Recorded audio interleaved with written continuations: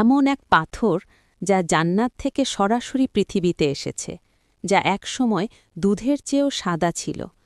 আজ এটি কুচকুচে কালো কেন? এই গল্প আপনার হৃদয় কাঁপিয়ে দেবে। কাবা শরীফের দেয়ালে স্থাপিত হাজরে আসওয়াদ। রেওয়ায়েতে আছে, ফেরেশতা জিবরাইল আলাইহিসসালাম জান্নাত থেকে এনে ইব্রাহিম আলাইহিসসালামের হাতে দিয়েছিলেন। শতাব্দীর পর শতাব্দী লক্ষ লক্ষ মুমিন তাওয়াফে এসে একে চুমু দেয়, স্পর্শ করে, ইশারা করে। কেউ কেউ গবেষণার কথা বলে বলেন এটির গঠন নাকি সাধারণ শিলা বা উল্কাপিণ্ডের মতো নয়। আবার অনেকে বলেন এর প্রকৃত আল্লাই সর্বজ্ঞ। রহস্য তাই থেকেই যায়। ভক্তির আগুন আরও জ্বলে ওঠে।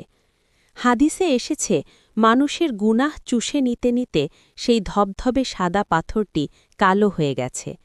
কিয়ামতের দিনে এর চোখ ও জিহ্বা থাকবে, এবং যে আন্তরিকতা ও ঈমান নিয়ে একে চুমু দিয়েছে বা স্পর্শ করেছে, তাদের পক্ষে এটি সাক্ষ্য দেবে।